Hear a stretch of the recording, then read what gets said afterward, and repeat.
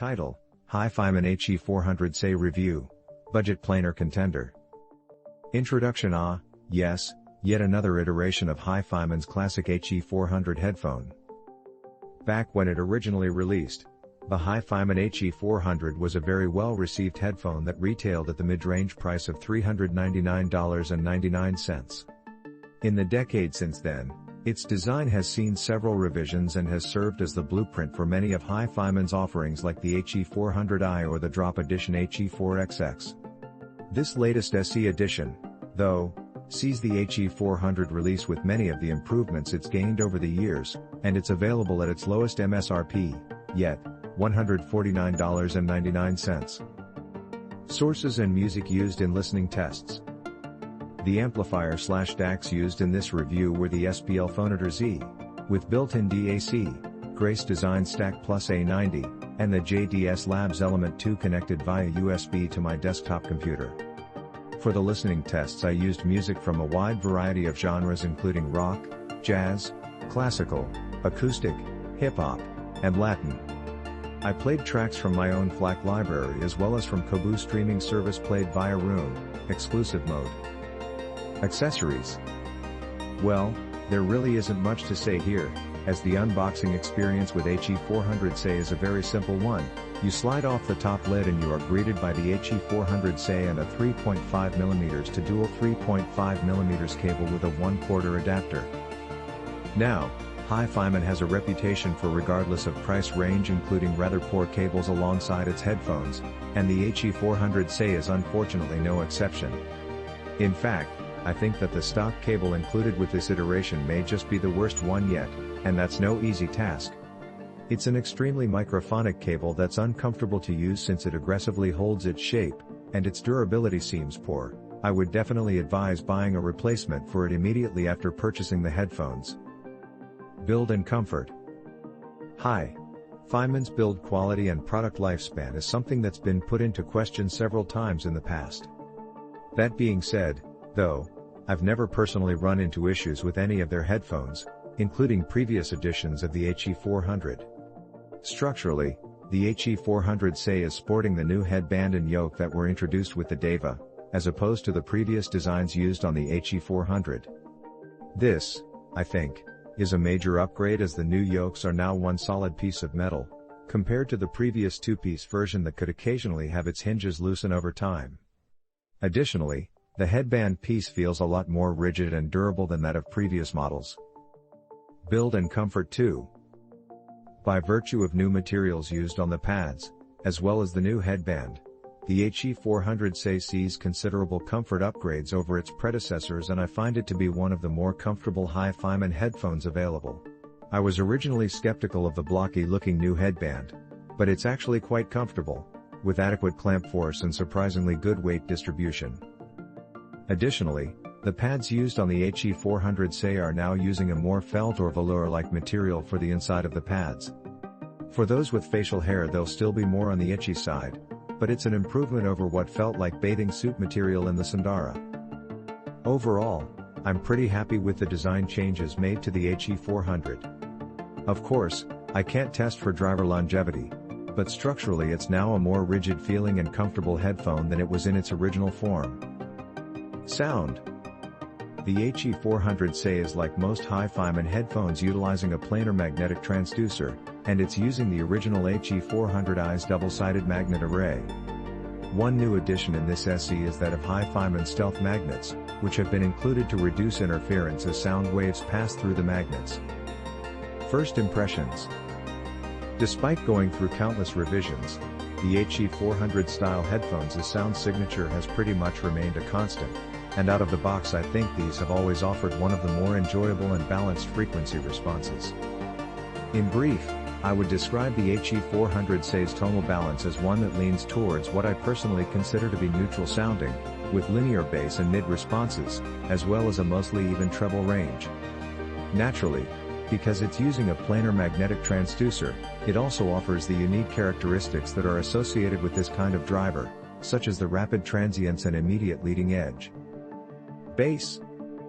Technically, it displays the excellent attributes that planar magnetic headphones usually have when reproducing low tones. This includes outstanding bass extension, which provides more sub-bass depth and rumble than even some of the better extending dynamic headphones in this price bracket, as well remarkable precision and nimbleness. However, when it comes to the overall bass level, it isn't particularly high on the HE400 and I feel like it could have used a little more presence.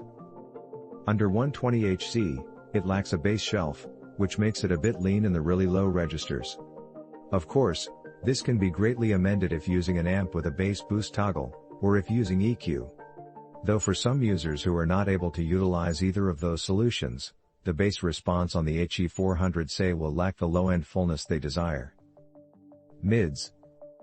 The mid-range tuning on the HE400 is excellent. It's linear throughout, with clean fundamental tones, and very good presence in the upper mid-range. The only quirk here is that, like seemingly all HiFiman headphones I've tried, there is a dip between 1-2 kHz of about 3 dB.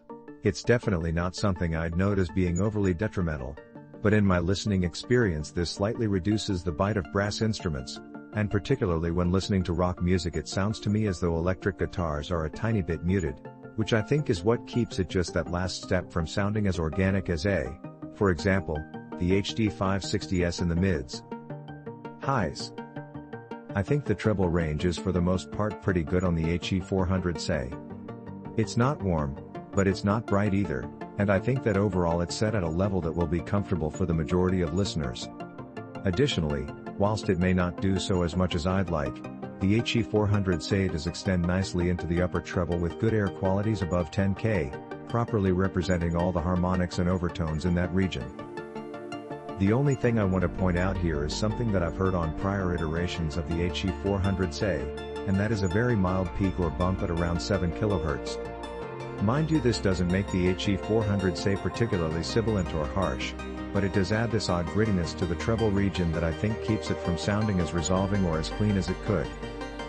Resolution. At its $149.99 price tag, the HE400 provides really good performance when it comes to detail retrieval and overall image clarity. The bass region in particular feels very well defined and nuanced, likely due to the fact that it's using a planar magnetic transducer. As for the rest of its frequency range, the HE400 does an adequate job at providing a stable and cohesive image of the music. The only critique from me is that without EQ, that grittiness I mentioned earlier from the 7 kHz peak really keeps it from being as clean as it should be in the treble region. Though, otherwise, I think that in this price range the performance offered here is tough to beat, and for internal resolution it gets very close to the HD560S. Soundstage, imaging, and layering. The HE400 actually has one of the more spacious and open-sounding presentations in its price bracket.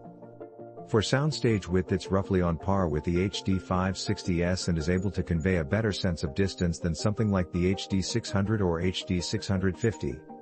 Additionally, it's got exceptional layering capabilities, with all instrument and vocal lines being clearly distinguished from each other, allowing you to more easily peer into the music. Where I do find that the HE400 performs somewhat poorly is in its imaging, as it lacks the degree of precision that you get with HD560S or DT990 Pro. The center image is a little weak, and whilst I think that this is perfectly fine for music listening, it definitely makes it hard for me to recommend as an open-back gaming solution. Dynamics. Again, this is a category where I didn't find the HE400 to provide particularly noteworthy performance. In the upper registers it does have some tactility, which adds some articulation to things like the pluck of acoustic guitar strings or piano keystrokes. However, it really feels lacking when it comes to delivering a satisfying, defined impact in the low end. This is not that uncommon amongst planar magnetic headphones, so the HE400 was definitely no surprise here. So, if you are looking for a headphone that provides a better sense of punch and slam, I would look at something like the HD6 series headphones, the HD560S, the HD58X, or the DT990 Pro. EQ. I think that the HE400 is already a great sounding headphone with its stock tuning, but as with all other headphones, I like to add a touch of EQ. On the HE400 I like to add a bass shelf under 85 Hz to give the sub-bass region a bit more presence. I also increase the energy at around 1.5 kHz to give electric guitars specifically a bit more substance. Lastly, I cooled down 7 kHz to soften up the treble and clear the grittiness I mentioned previously. If you'd like to try out my EQ for the HE400 SE, these are the settings I used. Low shelf at 85 Hz, plus 4 dB Q of 0.7.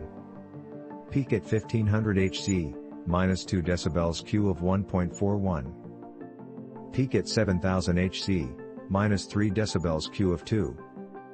Conclusion. For nearly a decade, the HE400 style headphones HiFiman has released have been a go-to for audiophiles. They've always provided solid performance for their price, and with the HE400 SE's new $149.99 price point, I believe it represents one of the best values available in the market for over-ear headphones. I think that this is a pretty good entry point for both people just getting into high-end audio, or listeners who have yet to try out a planar magnetic headphone.